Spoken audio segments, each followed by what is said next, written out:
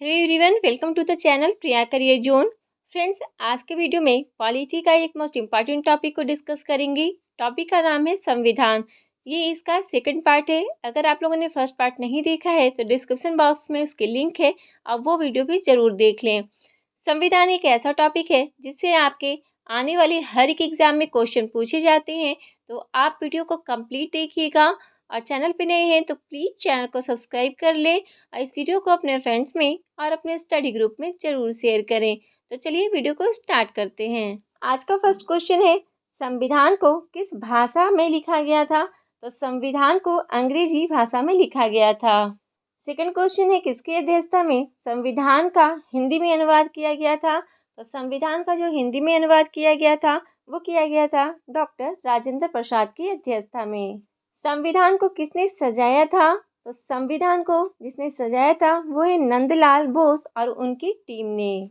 Friends, अगला question है, संविधान सभा के अध्यक्ष कौन थे? तो संविधान सभा के अध्यक्ष थे डॉक्टर राजेंद्र प्रसाद। ये सारे क्वेश्चन बहुत ज़्यादा इम्पोर्टेंट है आपके हर एक एग्जाम के लिए। संविधान को हिंदी में अनुवाद किसने किया था? तो संविधान जो मूल संविधान था वो इंग्लिश में लिखा गया था और उसका हिंदी में अनुवाद किया था ऑप्शन बी डॉक्टर रघुवीरा ने। संविधान पर हस्ताक्षर करने वाले पहले व्यक्ति कौन थे? तो जिन्होंने संविधान पर पहली बार हस्ताक्षर किया था वो थे जवाहरलाल नेहरू। तो सही आंसर हो जाएगा ऑप्शन ए। संविधान का हस्ताक्षर करने वाले अंतिम व्यक्ति कौन थे? तो मूल संविधान पर हस्ताक्षर जो सबसे पहले किए थे वो थे जवाहरलाल नेहरू और सबसे अंत में जो हस्ताक्षर किए थे वो थे doctor Rajendra Prasad. Next question है, संविधान किसने लिखा था? तो सब लोगों को लगता है कि संविधान डॉक्टर भीमराव अंबेडकर ने लिखा था, लेकिन नहीं, संविधान को लिखने वाले थे प्रेम बिहारी नारायण राय यादव। तो सही आंसर होगा ऑप्शन ए। संविधान के जनक कौन है? तो संविधान के जनक हैं डॉक्टर भीमराव अंबेडकर और संविधान लिखा गया था प्रेम बिहारी जी के द्वारा। संविधान निर्माण में कुल कितने रुपए खर्च हुए थे? तो संविधान को बनने में कुल 64,96,729 रुपये खर्च हुए थे और संविधान बनने में लग गए थे 2 साल 11 महीने और 18 दिन। नेक्स्ट क्वेश्चन है, मौलिक अधिकारों का निलंबन कौन कर सकता है? तो मौलिक अधिकारों का निलंबन राष्ट्रपति के द्वारा किया जा सकता है। मौलिक अधिकार संविधान के किस भाग में वर्णित है? तो मौलिक अधिकार जो है वो संविधान के भाग 3 में है। तो सही आंसर होगा ऑप्शन बी। और मौलिक अधिकार लिए गए हैं यूएसए से और ये आर्टिकल हो जाता है 12 से 35। भारतीय संविधान के किस अनुच्छेद में राज्य के नीति निर्देशक तत्वों का उल्लेख है? तो राज्य के नीति निर्देशक तत्वों का उल्लेख दिया गया है आर्टिकल 36 से 51 तक। नेक्स्ट क्वेश्चन है, भारतीय संविधान में राज्य के नीति निर्देशक तत्व कहाँ से ग्रहण किए गए हैं? तो राज्य के नीति निर्देशक तत्व जो हैं वो आर्टिकल 36 से 51 में आते हैं और इसे लिया गया है आयरलैंड से। अगला क्वेश्चन है, भारतीय संविधान के भाग 3 में कुल कितने आर्टिकल में मूल अधिकारों का वर्णन है? तो संविधान के भाग 3 में जो मूल अधिकारों का वर्णन दिया गया है वो दिया गया है 24 मूल अधिकारों का। संविधान सभा में प्रारूप समिति के अध्यक्ष कौन थे? तो ये भी क्वेश्चन काफी ज्यादा इम्पोर्टेंट है। तो संविधान सभा में प्रारूप समिति के अध्यक्ष थे डॉक्टर भीमराव अंबेडकर। अगला क्वेश्चन है, भारतीय संविधान का कौन सा अंग समाजवादी व्यवस्था स्थापित करने की प्रेरणा देता है? तो समाजवादी व्यवस्था स्थापित करने का प्रेरणा देता है नीति निर्देशक तत्व। कौन सा राज्य सबसे अधिक प्रतिनिधि लोकसभा में भेजता है? तो सबसे ज्यादा प्रतिनिधि लोकसभा में भेजता है उत्तर प्रदेश, जो कुल भेजता है 80 प्रतिनिधि। संविधान सभा के विचार का औपचारिक रूप से प्रतिपादन किसके द्वारा किया गया है? तो औपचारिक रूप से प्रतिपादन किया गया है ऑप्शन सी एम.एन. राय के द्वारा। नेक्स्ट क्वेश्चन है, भारतीय संविधान के अंतर्गत संघ और राज्यों के बीच शक्तियों का विभाजन किसकी प्रेरणा पर आधारित है? तो ये है कनाडा की प्रेरणा पर आधारित है। निम्नलिखित में से जनता द्वारा प्रत्यक्ष रूप से निर्वाचित सदन कौन सा है? तो जनता के द्वारा प्रत्यक्ष रूप से निर्वाचित सदन अगर पूछा जाए तो वो है लोकसभा, जिसे लोकप्रिय सदन भी कहा जाता है और इसे जनता का संसद भी कहा जाता है। भारतीय संविधान के किस आर्टिकल में लोकसभा के गठन के संबंध में प्रावधान किया गया है?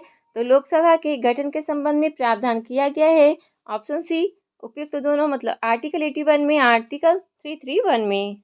संसद का लोकप्रिय सदन क्या है? तो संसद का लोकप्रिय सदन अभी मैंने पहले वाले क्वेश्चन बताया कि लोकसभा है। भारतीय संविधान के किस आर्टिकल में ये कहा गया है कि संघ के लिए एक संसद होगी जो राष्ट्रपति और 2 सदनों से मिलकर बनेगी? सही आंसर हो जाएगा इसका ऑप्शन बी 79। संसद जो बनती है वो लोकसभा, राज्यसभा और राष्ट्रपति ये तीनों से मिलकर बनती है। अगला क्वेश्चन है 11 दिसंबर 1946 को संविधान सभा का स्थायी अध्यक्ष किसे चुना गया था? तो संविधान सभा का स्थायी अध्यक्ष चुना गया था डॉक्टर राजेंद्र प्रसाद को। मौलिक कर्तव्यों को निर्धारित किया जाता है, तो मौलिक कर्तव्यों का निर्धारण किया जाता है ऑप्शन सी 42वें संविधान संशोधन के द्वारा। भारतीय संसद के अपर हाउस को किस नाम से जाना जाता है? तो भारतीय संसद का जो अपर हाउस है वो है राज्यसभा और निम्न सदन जो है वो है लोकसभा। निम्नलिखित में से कौन सदन का सदस्य हुए बिना इसके अध्यक्ष के रूप में कार्य कर सकता है? सही आंसर हो जाएगा इसका ऑप्शन बी भारत के उपराष्ट्रपति। भारत में सरकार की संसदीय प्रणाली कहाँ से ग्रहण की गई है? तो भारत में जो संसदीय प्रणाली है वो ग्रहण की गई है ऑप्शन सी ब्रिटिश संविधान से। नेक्स्ट क्वेश्चन है संविधान के किस भाग में अस्थायी संक्रमणकालीन और विशेष उपबंधों के प्रावधान है? तो संक्रमणकालीन जो प्रावधान दिए गए हैं वो दिए गए हैं भाग 21 में। संविधान के भाग 1 में किसका वर्णन है? तो संविधान के भाग 1 जो है उसमें दिया गया है संघ और उसके राज्य क्षेत्र का वर्णन। नागरिकता जो है वो भाग 2 में दिया गया है और मूल अधिकार जो है ये भाग 3 में और राज्य के नीति निर्देशक तत्व जो हैं वो भाग 4 में दिया गया है। भारत के संविधान निर्माताओं ने न्यायिक पुनरावलोकन के विचार को कहाँ से ग्रहण किया है? तो ये ग्रहण किया गया है ऑप्शन डी अमेरिका से।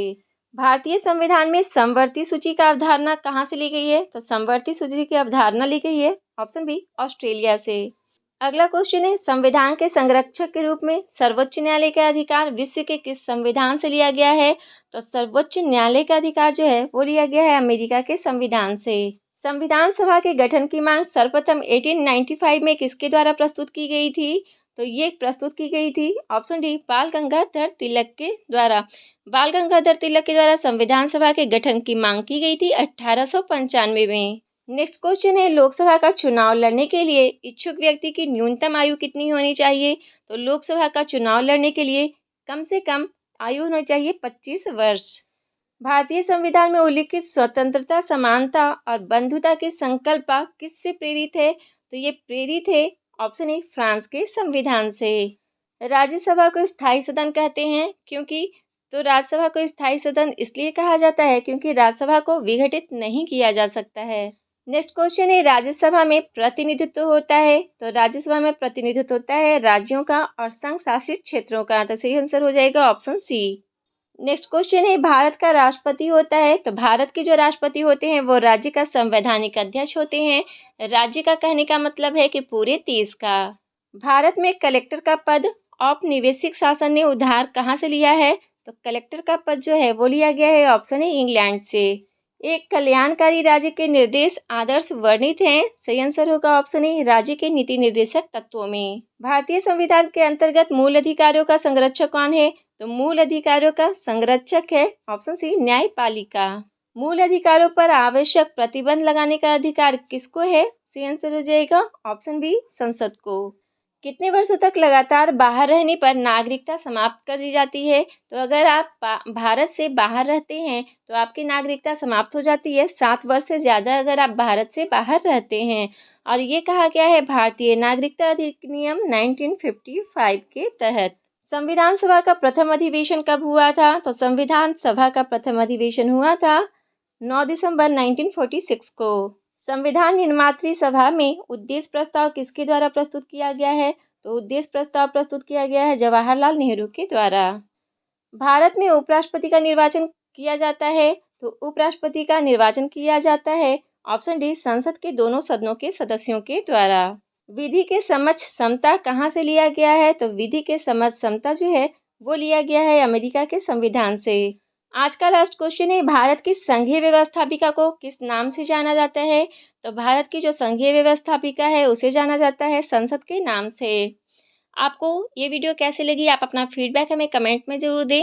वीडियो पसंद आई होगी तो लाइक एंड शेयर ज़रूर करें। चैनल पे पहली बार आए हैं तो प्लीज़ चैनल को सब्सक्राइब कर लें और पास वाले बेल आइकन को प्रेस कर लें ताकि नई वीडियो का नोटिफिकेशन आपके पास सबसे पहले पहुंच सके। तो मिलते हैं और भी ऐसे इंपॉर्टेंट वीडियो में, तब तक के लिए बाय बाय, टेक केयर, जय हिंद।